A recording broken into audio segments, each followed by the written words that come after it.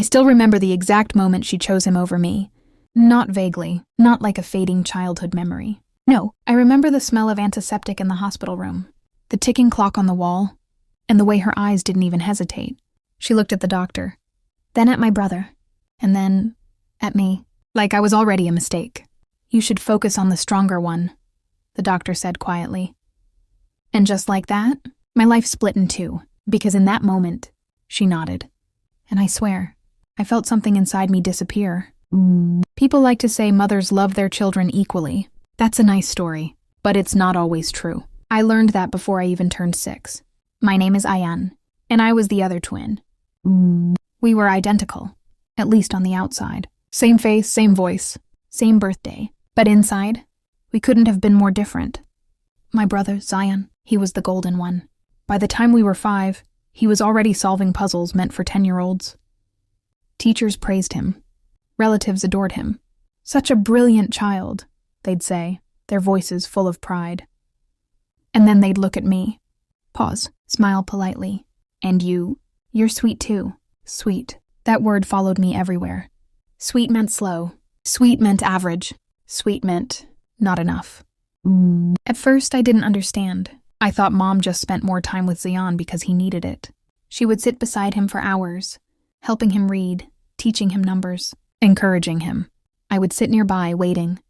Sometimes I'd bring my notebook and try to show her what I'd drawn. Mom, look. Not now, Ayan, I'm busy. Always busy, but never too busy for him. The house slowly turned into 2 separate worlds. In one world, there was light, laughter, encouragement. That was Zion's world.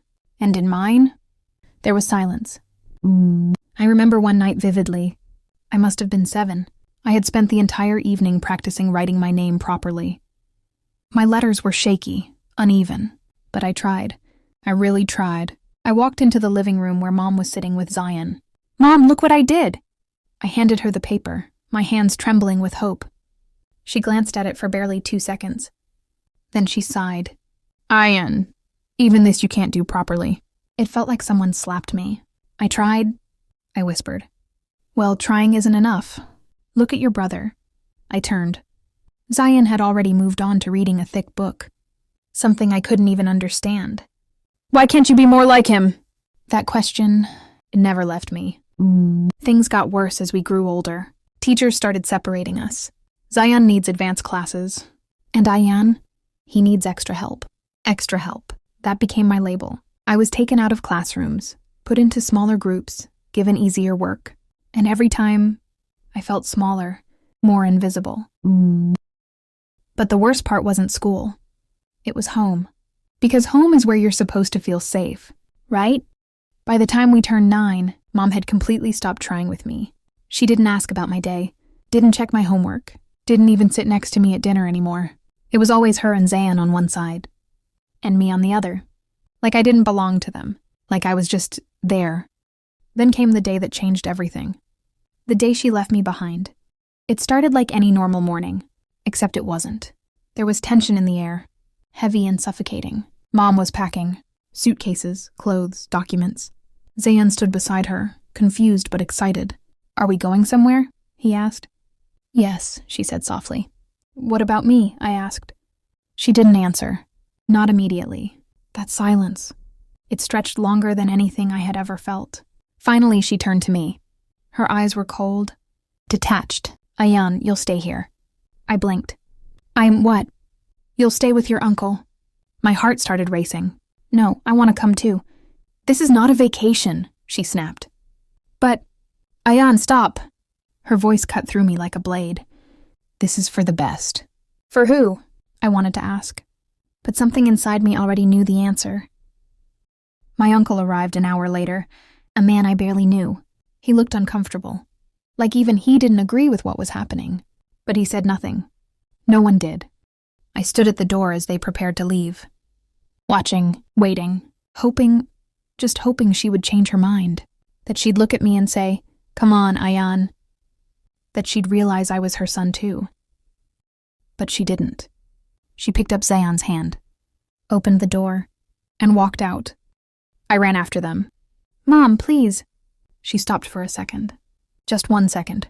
And for a moment, I thought, Maybe she'll turn around. Maybe she'll hug me. Maybe she'll say she made a mistake.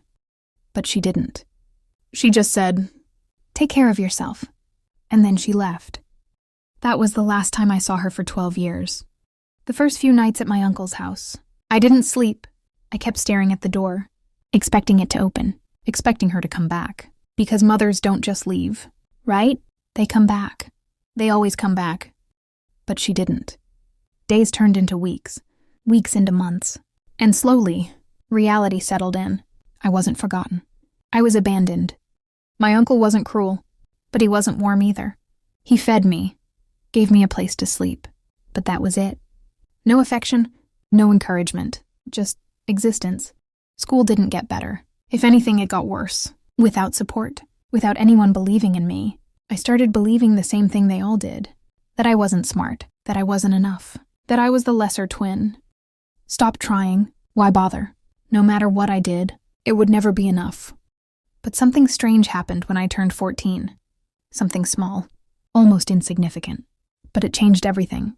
It was a broken computer, an old dusty machine my uncle had thrown into storage. "It doesn't work," he said. "Throw it away if you want." I don't know why, but I didn't throw it away. I opened it, carefully, curiously.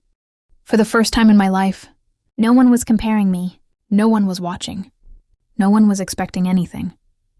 It was just me and this broken thing. And somehow, that made all the difference. I spent hours with it, then days, then weeks, trying to understand how it worked, why it was broken, how to fix it. There were no teachers, no instructions, just trial and error. And for the first time in my life, I didn't feel stupid. I felt curious. That broken computer became my escape, my world, my proof that maybe, just maybe, I wasn't the problem. I fixed it after 3 months. 3 long, frustrating, exhausting months. When the screen finally turned on, I just sat there, staring at it, breathing heavily. Because for the first time, I had done something no one expected from me. And something inside me whispered, what if they were wrong? That question, it changed my life. Because from that day on, I stopped trying to be like my brother and started becoming something else entirely, something they never saw coming. And one day, I would go back. Not as the lesser twin, but as the one they underestimated. And when I did, everything would change. The first time I realized I might not be stupid, it didn't feel like confidence. It felt like confusion. Because if I wasn't the problem, then what was? I kept staring at that glowing screen like it was going to answer me. The old computer hummed softly. Like it was alive. Like it knew something I didn't. For years I had been told, directly or indirectly, that I was slow. That I couldn't keep up. That I would always be behind. So when I fixed something no one else even tried to fix, it didn't make me proud. It made me uncomfortable. Because it broke the story I had believed my entire life. That night I didn't sleep. Not because I was sad, but because my mind wouldn't stop racing. What if I try something harder? What if this was just luck? What if it wasn't? The next morning I turned the computer on again. And this time, I didn't just want to fix things. I wanted to understand them. I started small, opening files, clicking through settings, breaking things, and then trying to fix them again. At first it was messy, confusing, frustrating, but unlike school, this frustration didn't feel like failure. It felt like progress. Because every mistake taught me something, and no one was there to tell me I wasn't good enough. Days turned into weeks. Weeks turned into months. I stopped going outside. Stopped wasting time trying to impress people who had already decided who I was. Instead, I built something quietly. Something no one could see. My uncle didn't notice. Or maybe he just didn't care. Either way, it gave me freedom. By the time I turned 15, I had learned more from that one broken computer than I had in years of school. The words felt foreign. The concepts, overwhelming. But I didn't quit. Because for the first time in my life, no one was rushing me. No one was comparing me. I could learn at my own pace. And slowly, something started to click. Not all at once. Not dramatically. But piece by piece. Like a puzzle finally coming together. I still remember the first time I wrote a simple line of code. It wasn't anything impressive. Just a basic program that printed a sentence on the screen. But when it worked, I froze. Because it felt like magic. I had told the computer to do something, and it listened. No teacher, no correction, no judgment, just results. And in that moment, I felt powerful. Not powerful like the kids at school. Not loud, not popular. But something quieter, stronger. Like I had finally found a place where I belonged. From that day on, I was obsessed. I spent every free moment learning, coding, breaking things, fixing them, repeating. Sometimes I failed for hours, sometimes for days, but I never stopped. 'Cause every time I solved something, even something small, it felt like I was reclaiming a piece of myself. The version of me they said didn't exist. At school, nothing had changed. I was still the slow kid, still ignored, still underestimated. But inside, everything was different. Because I had a secret. And secrets, they give you strength. By 16, I was building small programs on my own. Nothing groundbreaking, but enough to make me realize I wasn't behind. I had just been on the wrong path.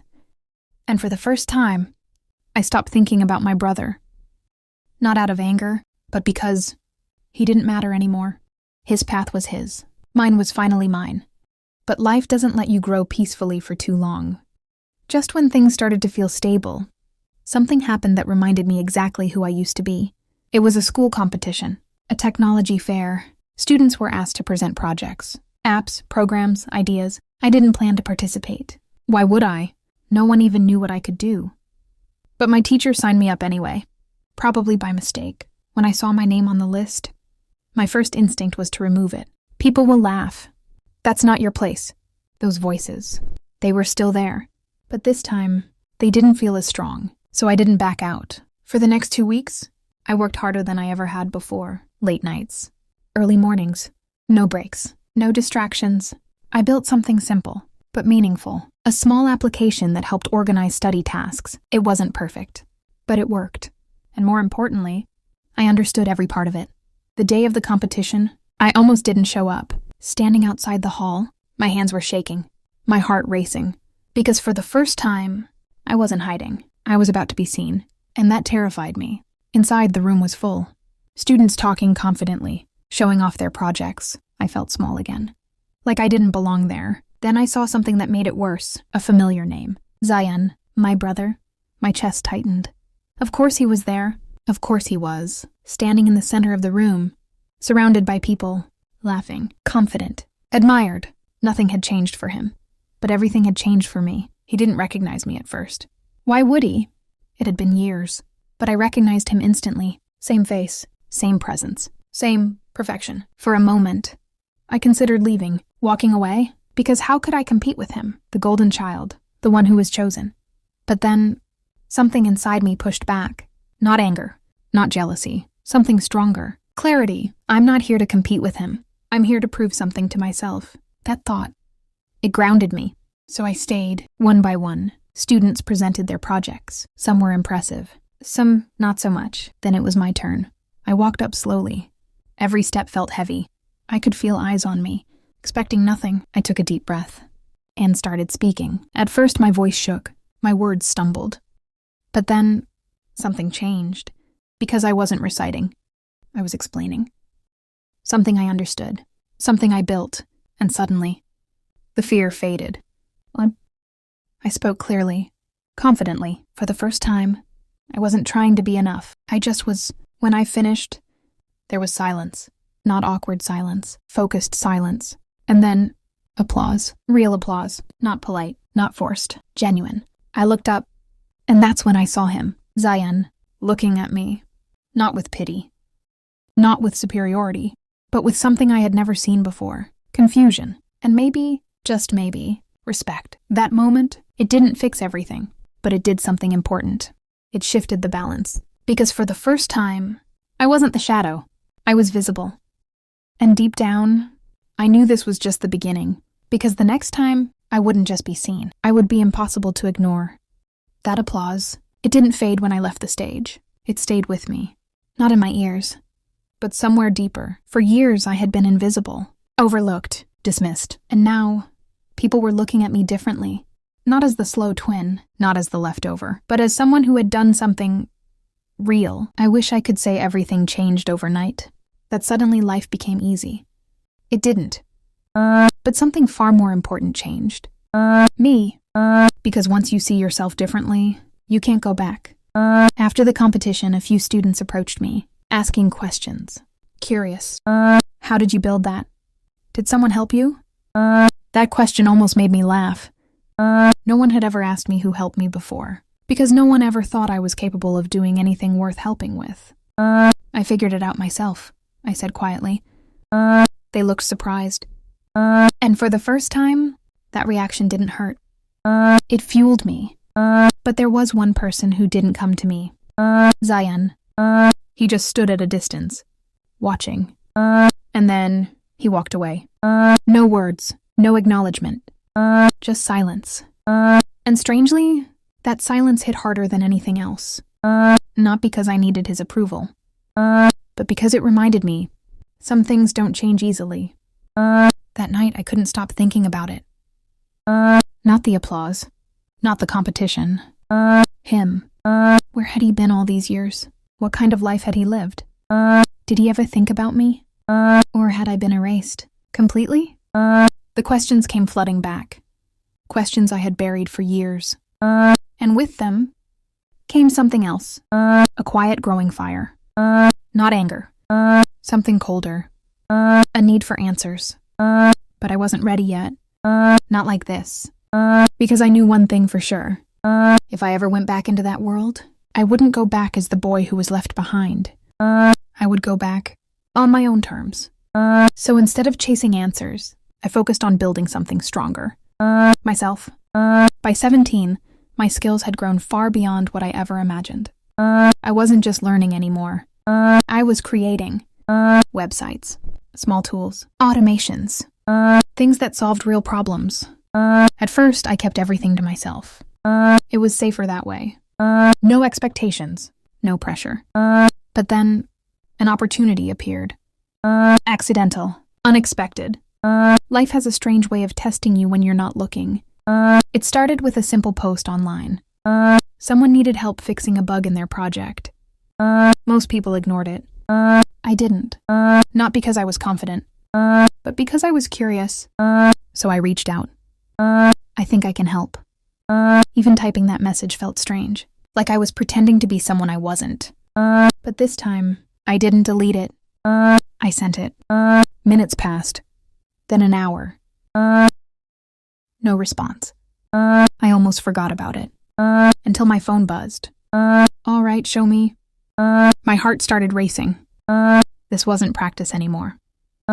This was real. A real problem. A real person. And now, a real chance to fail. But I didn't back out. For the next 6 hours, I worked nonstop. Testing, debugging, trying everything I knew. It didn't work. Again. Frustration built up. Doubt crept in. That's why you're not good enough. That's why they left you. The old voice was back. Louder than ever. But this time, I didn't listen. Because something inside me had changed. I wasn't trying to prove them right anymore. I was trying to prove myself wrong. And then, at around 2:17 a.m., it worked. Just like that. The bug was gone. The system ran smoothly. I leaned back in my chair, staring at the screen, breathing heavily. Because this wasn't just about fixing something. This was proof. Proof that I could handle real problems. That I wasn't limited to practice or theory. I messaged him back. It's fixed. A few minutes later, he replied. But how?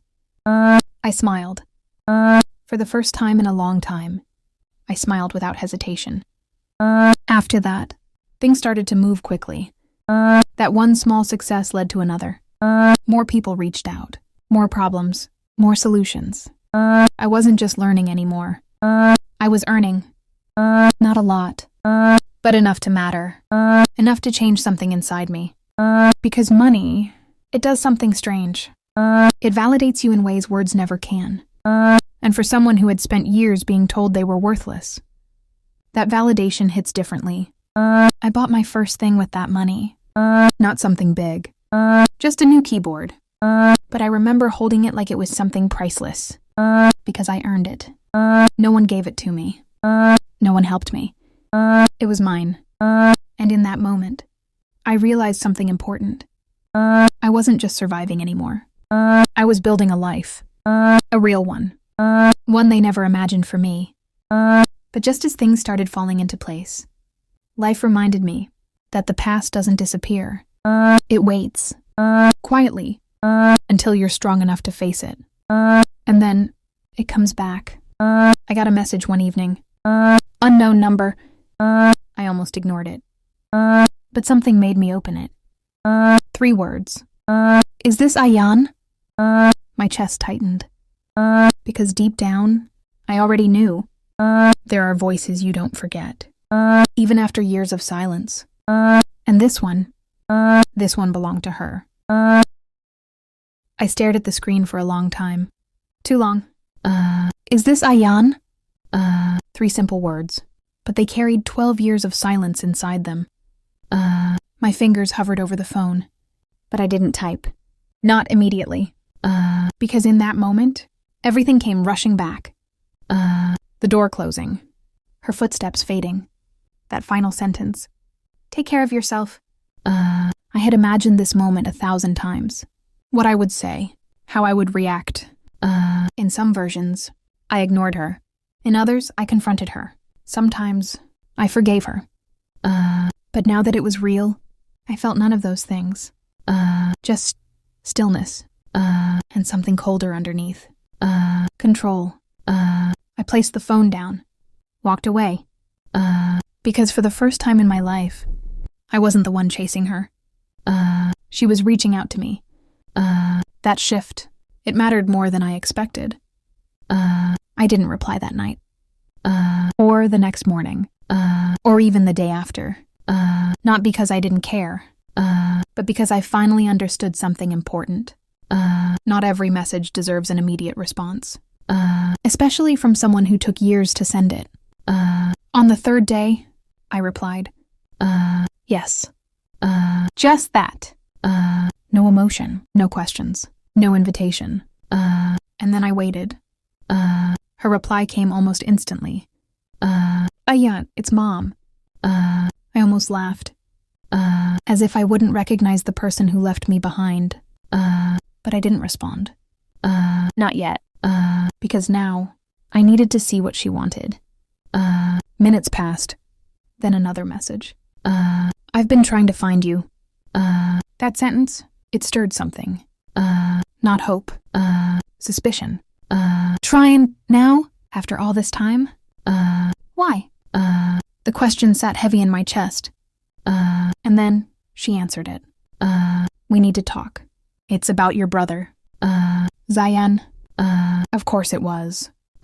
For a second, I felt that old pull. The one that always dragged me back into their world. But this time, I didn't move. Instead, I typed slowly. What about him? There was a pause. Longer this time. Then, he's not okay. I leaned back in my chair. My eyes fixed on the screen. Not okay. That could mean anything. But the way she said it, it felt heavier. More serious. And just like that, the past I had buried started rising again. Memories, questions, unfinished emotions. I didn't want to go back. Not like this. But something inside me knew. This wasn't over. It never was. I'm in the city, she sent again. Can we meet? There it was. The moment I had imagined for years. But now that it was here, it didn't feel the way I thought it would. Now, it meant nothing. No anger. No desperation. Just distance. I looked around my small room. The desk. The computer. The life I had built from nothing. She had no idea who I was anymore. And somehow, that gave me power. I'll think about it, I replied. Another pause. Please. That word. It used to mean everything to me. But still, I agreed. Not for her. Not even for him. But for me. Because some questions, they don't go away until you face them. We met 2 days later. A quiet cafe. Nothing special. I chose the place. Neutral ground. No memories. No emotional advantage. I arrived early. Sat in the corner, watching the door. And when she walked in, I almost didn't recognize her. She looked older. Of course she did. But it was more than that. She looked smaller. Like life had worn her down. Gone was the confident, decisive woman I remembered. In her place was someone uncertain. She saw me. And for a second, she froze. Because now, she was the one who didn't know what to say. She walked over slowly, sat down across from me, and just looked at me, like she was trying to find the boy she left behind. But he wasn't there anymore. You've grown, she said softly. I didn't respond, because that wasn't why we were here. The silence stretched. Uncomfortable, heavy. She broke it. I don't know where to start. Then don't, I said calmly. Just tell me why I'm here. She swallowed. It's Zion. Of course. It's always been him, I said quietly. She flinched. Good. Because for once, she felt something. He's struggling, she said. With what? She hesitated. And that hesitation told me everything.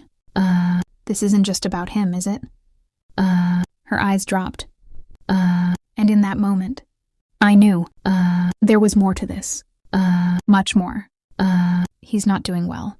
Mentally, she admitted. I stayed silent. After university, things started changing. What kind of things? He couldn't handle pressure. Expectations. Failure. Failure. That word felt strange coming from her. He's been trying to keep up an image, she continued. But it's breaking him. I leaned back. Processing. Because this didn't make sense. Zion? The perfect one? Breaking? He asked about you, she said suddenly. That caught me off guard. What? He remembered you, recently, more and more.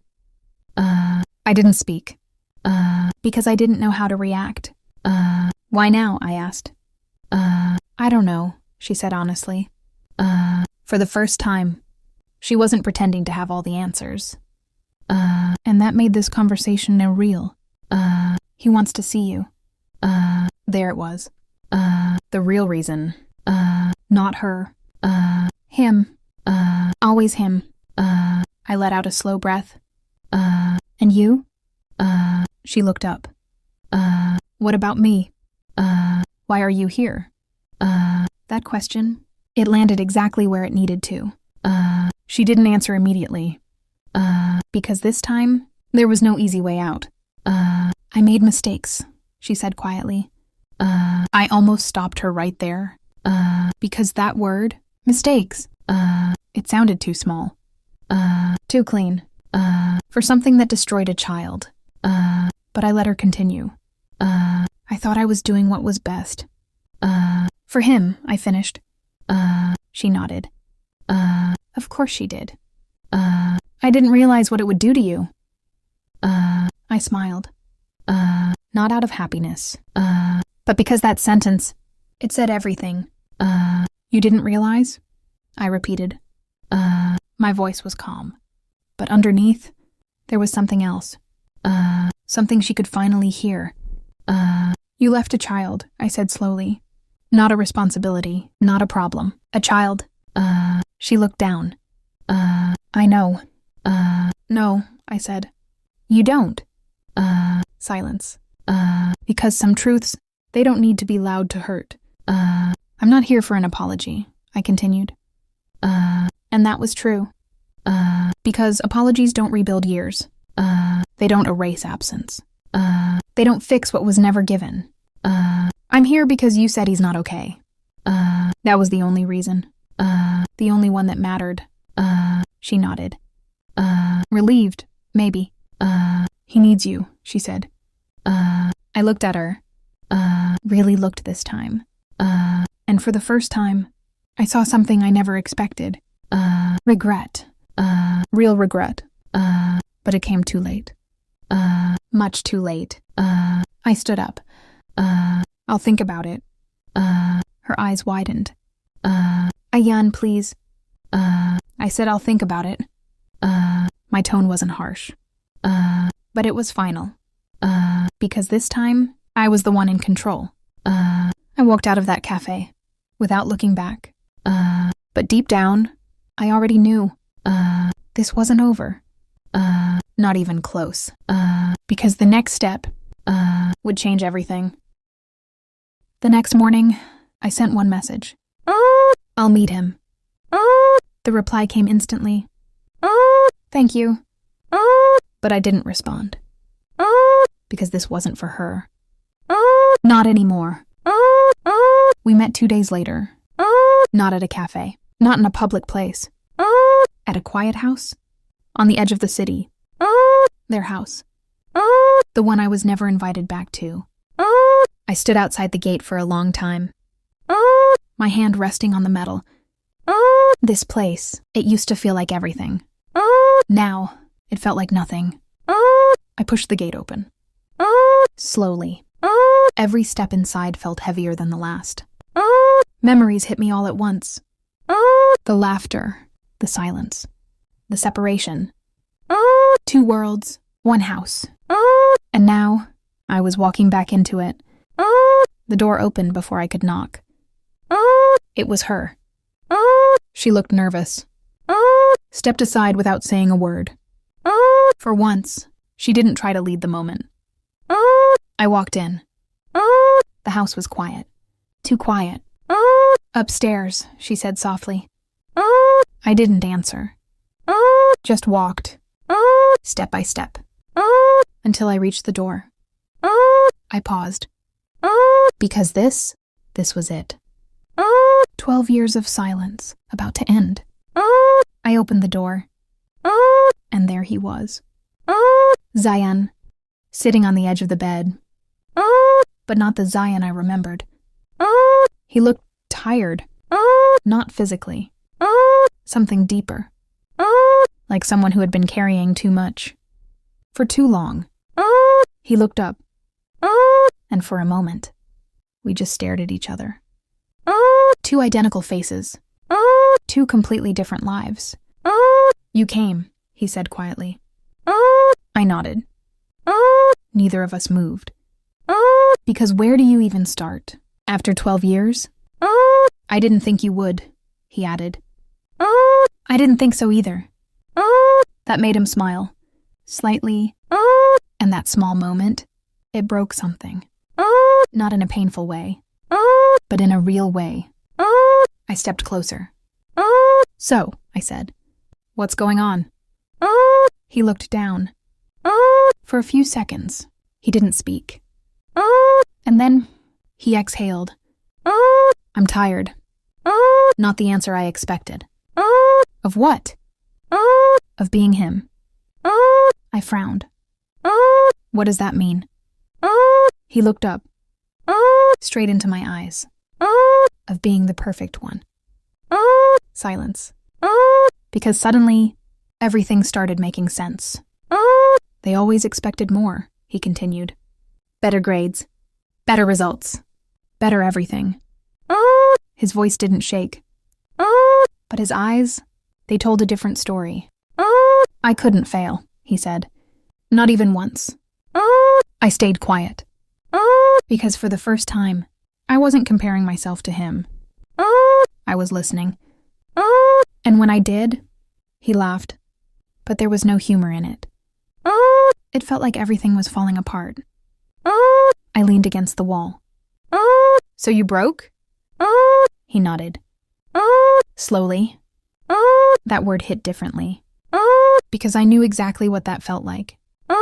Not all at once, but piece by piece.